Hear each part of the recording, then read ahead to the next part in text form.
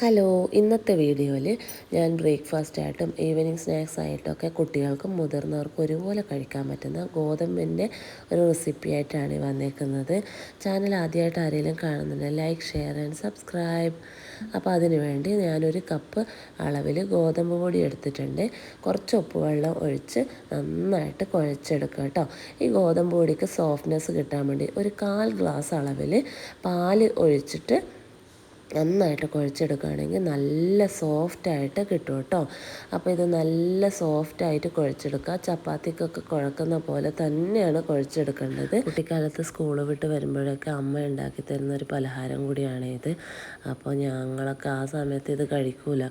ഇത് ഭയങ്കര വെറുപ്പാണ്. ഇതിനെ കാണുമ്പോൾ തന്നെ വേണ്ടാന്ന് പറഞ്ഞ് ഒഴിവാക്കുകയാണ് ചെയ്യുന്നത്. അപ്പോൾ കുറച്ചുകൂടെ നല്ല അടിപൊളിയായിട്ട് കുഴച്ചെടുക്കാമെന്ന് വിചാരിച്ച് ഞാൻ കുറച്ചുകൂടെ പാലൊഴിച്ച് നന്നായിട്ട് കുഴച്ചെടുക്കണം കേട്ടോ. കുറച്ചൊരു പശ പോലെ നിൽക്കണം ഇതിൻ്റെ മാവെന്ന് പറയുന്നത്.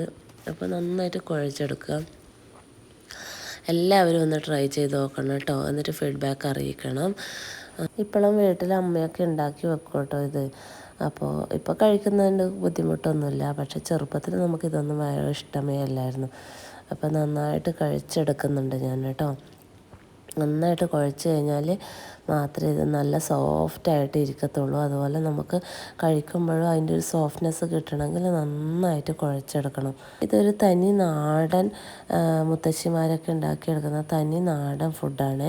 അപ്പോൾ ഇനി ഇത് നമ്മൾ കുറച്ച് നീളത്തിൽ കൈകൊണ്ട് തന്നെ പരത്തിയെടുക്കണം കേട്ടോ.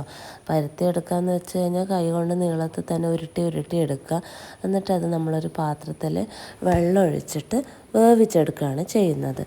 ഇതൊക്കെ അപ്പോൾ അത്രയും നീളത്തിൽ നമ്മളെടുത്തിട്ട് വേവിച്ചെടുത്തിട്ടുണ്ട്. ഇനി അതിനെ തണുത്ത് കഴിഞ്ഞ ശേഷം നമ്മൾ വട്ടത്തിൽ മുറിച്ചെടുക്കുകയാണ്. ഇത് ഏതാണ്ട് കാണുമ്പോൾ നമ്മുടെ സോസേജിൻ്റെ ഷേപ്പ് ഉണ്ട് കേട്ടോ. പക്ഷേ ടേസ്റ്റൊക്കെ മാറ്റാണ്. സോസേജ് അല്ല, ഇത് ഗോതമ്പാണെന്ന് മാത്രം. ഇനി ഒരു ചീനിച്ചട്ടി അടുപ്പത്ത് വെച്ച് അരക്കഷ്ണം ഉള്ളിയും 2 വറ്റൽമുളകും നന്നായിട്ട് മൂപ്പിച്ചെടുക്കുക കേട്ടോ. അതിലേക്ക് ഇത് ഡയറക്റ്റ് ഞാൻ ഇട്ട് കൊടുക്കുകയാണ് ചെയ്യുന്നത്. പിന്നെ ഇതിലേക്ക് ആവശ്യമുള്ള കുറച്ച് തേങ്ങയും കുറച്ച് കറിവേപ്പിലയും അതും കൂടെ ഞാൻ ഇട്ട് കൊടുക്കുകയാണ് കേട്ടോ. നല്ല ടേസ്റ്റിയാണ് കഴിക്കാൻ വേണ്ടിയിട്ട്. അതുപോലെ തന്നെ നല്ല ഹെൽത്തിയാണ്. അപ്പോൾ ഇത് വേവിച്ചെടുത്ത ഗോതമ്പ് കഷ്ണങ്ങളായത് കാരണം തന്നെ നല്ലൊരു സോഫ്റ്റ്നെസ്സും നല്ലൊരു ടേസ്റ്റൊക്കെ കിട്ടുന്നതായിരിക്കും. അപ്പോൾ ചൂടോടെ കഴിക്കാനാണ് ഇത് നല്ല ടേസ്റ്റ്. അപ്പോൾ ഇതുപോലെയൊന്നും ഉണ്ടാക്കി നോക്കാത്തവരൊന്നും ഉണ്ടാക്കി നോക്കണേ. നല്ല ടേസ്റ്റ്. ഇതുപോലത്തെ ഫുഡുകളൊന്നും ഉണ്ടാക്കി നോക്കിയിട്ടില്ലാത്തവരാണെങ്കിൽ എന്തായാലും മസ്റ്റായിട്ട് ഉണ്ടാക്കി നോക്കണം. കുട്ടികൾക്കൊക്കെ നല്ല ഹെൽത്തി ആയിട്ട് കൊടുക്കാൻ പറ്റുന്ന, അധിക സമയം നഷ്ടമൊന്നുമില്ല. എല്ലാവരുടെ വീട്ടിലും ഗോതമ്പ് പൊടിയും പിന്നെ ആട്ടപ്പൊടിയൊക്കെ ഇരിപ്പുണ്ടാവില്ലേ. അപ്പോൾ എളുപ്പത്തിൽ ഉണ്ടാക്കിയെടുക്കാൻ പറ്റുന്ന തനി നാടൻ ഫുഡ് തന്നെയാണ്. നമ്മുടെ അമ്മമാരും മുത്തശ്ശിമാരൊക്കെ പണ്ട് ഉണ്ടാക്കിക്കൊണ്ടിരുന്ന ഫുഡാണിത്. പക്ഷേ ഇപ്പം ആരും ഇങ്ങനത്തെയൊന്നും ഉണ്ടാക്കുന്നില്ല. എല്ലാ കുട്ടികൾക്കും ഡീപ്പ് ഫ്രൈ ആയിട്ടുള്ള ഫുഡുകളൊക്കെ വേണ്ടു. പക്ഷേ ഇത് നല്ല ഹെൽത്തിയാണ്. ഇതൊക്കെ ഇടയ്ക്ക് ഒന്ന് ഉണ്ടാക്കി നോക്കുക. അപ്പോൾ കുട്ടികൾക്കൊക്കെ വളരെയധികം ഇഷ്ടപ്പെടും. പിന്നെ ഞങ്ങളുടെ നാട്ടിൽ ഇതിന് കൊഴുക്കട്ട മുറിച്ചത് എന്നൊക്കെയാണ് പറയുന്നത്. നിങ്ങളുടെയൊക്കെ നാട്ടിൽ എന്താണ് ഇതിന് പറയുന്നതെന്ന് കമൻറ്റ് ചെയ്യുക കേട്ടോ.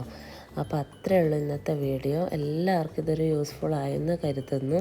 അപ്പോൾ ഇതുപോലത്തെ വീഡിയോസിന് വേണ്ടിയിട്ട് വീഡിയോ ഒന്ന് സബ്സ്ക്രൈബ് ചെയ്യുക. അപ്പോൾ അത്രയേ ഉള്ളൂ. താങ്ക്